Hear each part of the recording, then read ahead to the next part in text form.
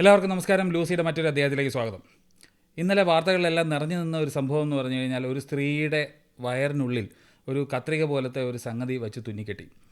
ഒരു യൂറോളജിസ്റ്റിനടുത്ത് വയറുവേദനയെ തുടർന്ന് ഈ സ്ത്രീ കൺസൾട്ട് ചെയ്യാൻ പോയപ്പോഴത്തേക്കും ഒരു എക്സ്റേ എടുത്ത് നോക്കാൻ പറയുകയും, എക്സ്റേ എടുത്ത് നോക്കിയപ്പോൾ അതിനകത്ത് ഒരു കത്രിക പോലെയുള്ള നീളത്തിലുള്ള ഒരു സംഗതി വയറ്റിനുള്ളിൽ വച്ച് മറന്ന നിലയിൽ കണ്ടു എന്നുള്ളതാണ്. ഒരു സർജറി കഴിഞ്ഞിട്ട് ചില സംഗതികൾ അകത്ത് വെച്ച് മറന്ന രീതിയിലുള്ള ഒരു എക്സ്റേ ആണ് കണ്ടത്.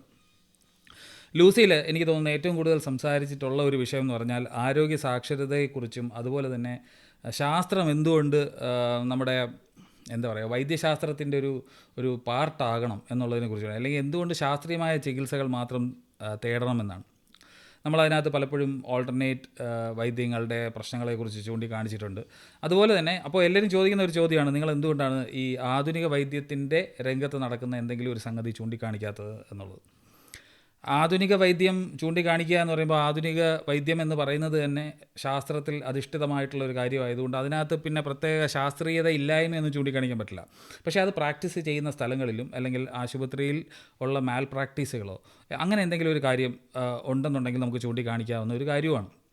വൈദ്യശാസ്ത്രത്തിൽ എല്ലാ ഡോക്ടർമാരും സാധാരണ ഓത്തെടുക്കുന്നതിൻ്റെ കൂട്ടത്തിൽ തന്നെ പറയുന്ന ഒരു കാര്യമുണ്ട്, ഡു നോ ഹാം അല്ലെങ്കിൽ ഡു നോട്ട് ഹാം എന്നുള്ളത്.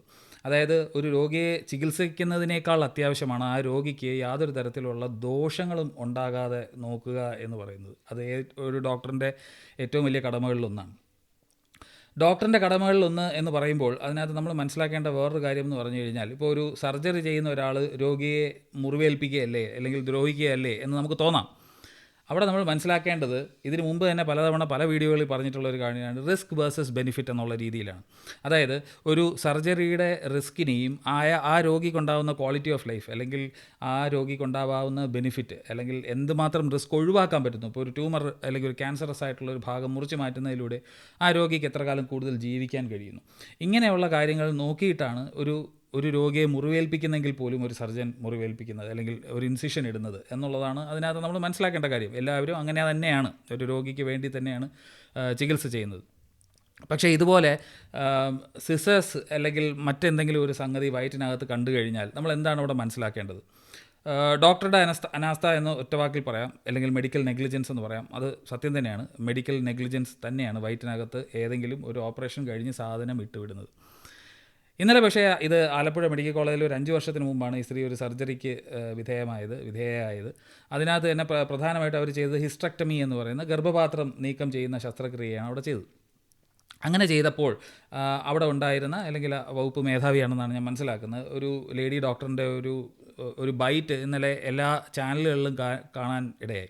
അവർ പറയുന്നത് കത്രികയല്ല, മറ്റൊരു സാധനമാണ്, മസ്കിറ്റോ എന്ന് പറയുന്ന വേറൊരു ഡിവൈസാണ്, കത്രികയേക്കാൾ വളരെ ചെറുതാണ്, അത് വയറ്റിൽ ഒരു 50 വർഷം ഇരുന്നാലും കുഴപ്പമില്ല എന്നൊക്കെ ഉള്ളതാണ്. ആ പറയുന്നതിനകത്ത് എന്തെങ്കിലും കാര്യമുണ്ടോ എന്നുള്ളത് നമുക്ക് ആലോചിച്ചാൽ മനസ്സിലാക്കാൻ പറ്റും. ഇനി എത്ര കാലം കുഴപ്പമില്ല എന്ന് പറയുന്ന സാധനമായാലും ഒരു സർജറി കഴിഞ്ഞ് ഒരു ടൂള് അതിനകത്ത് ബാക്കി വയ്ക്കുക എന്ന് പറയുന്നത് ഗുരുതരമായ മെഡിക്കൽ നെഗ്ലിജൻസ് തന്നെയാണ്. അതിനകത്ത് പ്രത്യേകിച്ച് ന്യായീകരിക്കേണ്ടതോ മെഴുകേണ്ടതോ വെളുപ്പിക്കേണ്ടതോ ആയിട്ടുള്ള യാതൊരു കാര്യമില്ല. ഇനി അത് എന്തുകൊണ്ട് സംഭവിക്കുന്നു എന്നുള്ളത് സംഭവിച്ച് കഴിഞ്ഞാലെങ്കിലും ഡോക്ടർമാരെ കേൾക്കേണ്ട കാര്യമുണ്ട്, അല്ലെങ്കിൽ ആ സിസ്റ്റത്തിനെ പറ്റി മനസ്സിലാക്കേണ്ട കാര്യമുണ്ട്.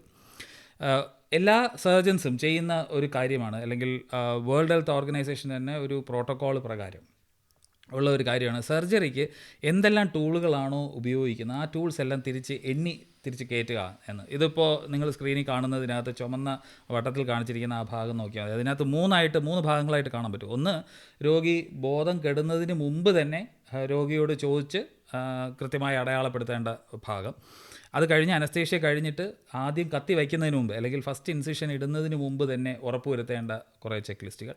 ഇനി സർജറി കഴിഞ്ഞാൽ തിരിച്ച് എടുത്ത് മാറ്റേണ്ടതാണ് ഏറ്റവും അവസാനം കാണിച്ചിരിക്കുന്ന ഭാഗം. സർജറി കഴിഞ്ഞാൽ ചെക്ക് ചെയ്യേണ്ട ചെക്ക് ലിസ്റ്റാണ് ഏറ്റവും അവസാനം കാണിച്ചിരിക്കുന്നത്.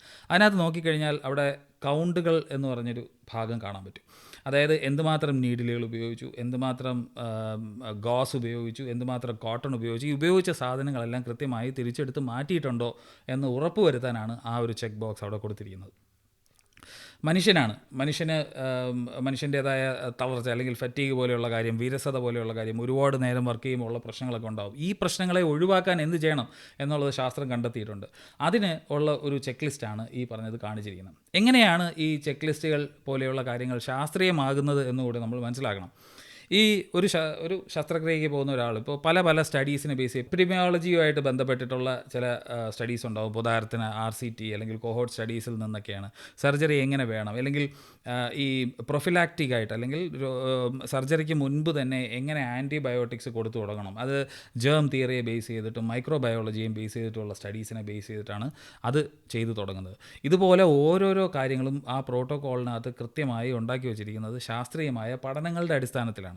അപ്പോൾ അതിനകത്ത് മനസ്സിലാക്കിയിട്ടുള്ള ഒരു കാര്യമാണ് മനുഷ്യനുണ്ടാകാൻ സാധ്യതയുള്ള, അല്ലെങ്കിൽ ഒരു സർജൻ ഇത്രയും കാര്യങ്ങളെല്ലാം ചെയ്ത് കഴിയുമ്പോഴത്തേക്കൊന്ന് റിലാക്സ് ചെയ്യുന്ന മൊമെൻറ്റ് സർജറി കഴിയുമ്പോഴാണ്. അപ്പോൾ ഉണ്ടാകാൻ സാധ്യതയുള്ള, അല്ലെങ്കിൽ നമ്മളൊരു ഓട്ടോ പൈലറ്റ് മോഡിൽ പോകുമ്പോൾ വിട്ടുപോകാൻ സാധ്യതയുള്ള കാര്യങ്ങളെ ഓർമ്മിപ്പിക്കാൻ വേണ്ടിയിട്ടാണ് ഈ പ്രോട്ടോക്കോൾ ഉണ്ടാക്കിയിരിക്കുന്നത്. അപ്പോൾ അത് കൃത്യമായി പാലിക്കുക എന്നുള്ളതാണ്. നമ്മുടെ ഇവിടെ സർജൻസും അല്ലെങ്കിൽ മെഡിക്കൽ സിസ്റ്റവും മൊത്തത്തിൽ പറയുന്ന ഒരു പരാതിയായി പറയുന്നത് എന്താണ്, സിസ്റ്റത്തിൽ ആവശ്യമായിട്ടുള്ള ഫ്ലോ നേഴ്സ് ഇല്ല, അല്ലെങ്കിൽ സർജറിക്ക് അസിസ്റ്റ് ചെയ്യുന്ന നേഴ്സുകളുടെ എണ്ണം കുറവാണ് എന്നുള്ളതാണ്.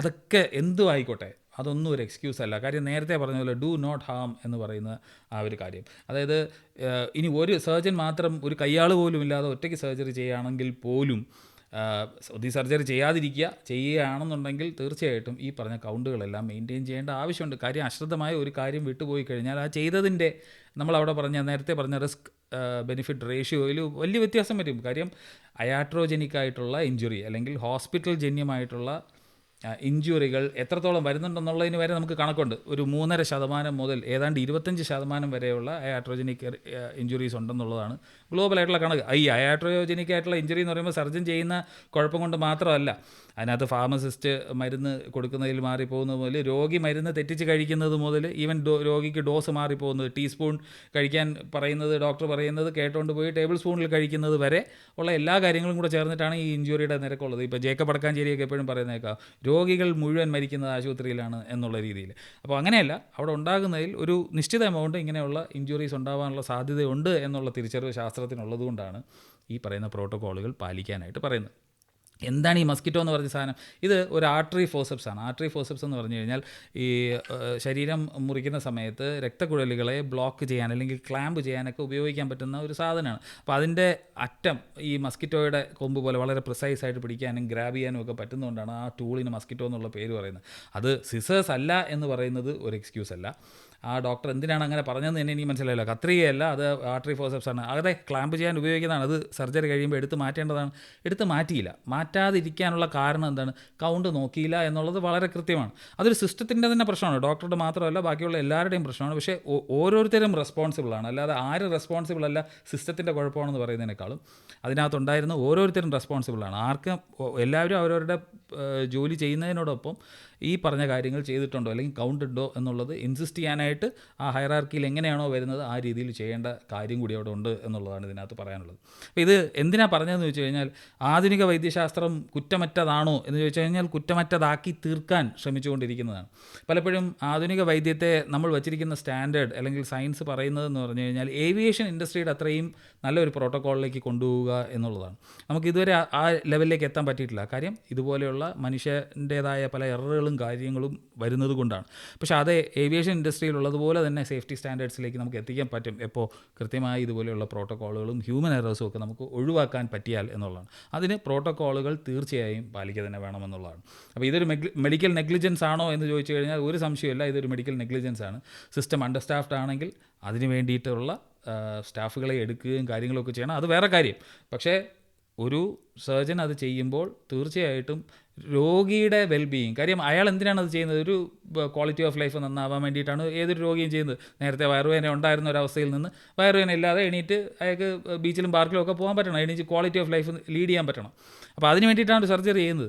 അപ്പോൾ അങ്ങനെ സർജറി ചെയ്ത് കഴിയുമ്പോൾ നേരത്തെ ഉള്ളതിനേക്കാളും ബുദ്ധിമുട്ടുകൾ ഉണ്ടാവാതിരിക്കുക എന്നുള്ളതാണ് അതിനകത്ത് ഏറ്റവും പ്രധാനമായിട്ട് പറയുന്നത്. ഇതിപ്പോൾ ആദ്യത്തെ സംഭവമൊന്നുമല്ല. ഇതിന് മുമ്പ് നമ്മൾ നോക്കിക്കഴിഞ്ഞാൽ ഗോസ് വെച്ച് മറന്നുപോയ കേസുണ്ട്. അതുപോലെ തൈറോയിഡിൻ്റെ എങ്ങാണ്ടോ സർജറി ചെയ്തിട്ട് ഒരു സ്ത്രീയുടെ കഴുത്തിൽ ഗൈഡ് വയർ വെച്ച് ബാക്കി വന്ന ഒരു കേസ്. ഇങ്ങനെ പല കേസുകൾ നമ്മൾ കേട്ടിട്ടുണ്ട്. അപ്പോൾ അതുകൊണ്ട് നമുക്ക് സേഫായിട്ടുള്ള ഒരു ആശുപത്രി എൻവയോൺമെൻറ്റ് വേണമെന്നുണ്ടെങ്കിൽ വീണ്ടും വേണ്ടത് സയൻസ് തന്നെയാണ്. സയൻസിന് അനുശാസിക്കുന്ന പ്രോട്ടോക്കോൾ അനുസരിച്ചിട്ട് ഡോക്ടർമാർ സർജറി ചെയ്യുക എന്നുള്ളതാണ്. സിസ്റ്റത്തിനെ ബ്ലെയിം ചെയ്യുന്നത് എപ്പോഴും ഈസി ആയിട്ടുള്ളൊരു കാര്യമാണ്. സിസ്റ്റത്തിനെ ബ്ലെയിം ചെയ്യേണ്ടതുമാണ് സിസ്റ്റം ശരിയല്ലെന്നുണ്ടെങ്കിൽ. പക്ഷേ സിസ്റ്റത്തിനെ ബ്ലെയിം ചെയ്യുന്നതിനോടൊപ്പം ഓരോരുത്തരും അവരവരുടെ പാർട്ട് കറക്റ്റാക്കിയാൽ ഇങ്ങനെയുള്ള പ്രശ്നങ്ങൾ കുറേ ഒഴിവാക്കാം എന്നാണ് എനിക്ക് തോന്നുന്നത്. ഈ കൗണ്ടിൻ്റെ കാര്യം എനിക്ക് തോന്നുന്നു പലയിടത്തും കേട്ടിട്ടുള്ളതാണ്. ഇപ്പോൾ ഈ അകത്ത് വയ്ക്കുന്ന ഗോസിനകത്ത് പോലും ഈവൻ എക്സ്റേ എടുത്താൽ പോലും നമുക്ക് കാണത്തക്ക രീതിയിൽ അതിന് ഒപ്പേക്കായിട്ടുള്ള ഗോസസ് പോലും ഉണ്ട്. അതുകൊണ്ട് എങ്ങാനും മറന്നു വെച്ചാൽ പോലും അറിയാനുള്ള മാർഗ്ഗം ഇന്ന് ഉണ്ട് എന്നുള്ളതാണ്. അപ്പോൾ ഇത്രയും പറയണമെന്നേ ഉണ്ടായിരുന്നുള്ളൂ. മറ്റൊരു ഇൻട്രസ്റ്റിംഗ് ആയിട്ടുള്ള വിഷയമായിട്ട് ലൂസിയിൽ വീണ്ടും കാണാം. അതുവരെ ബൈ.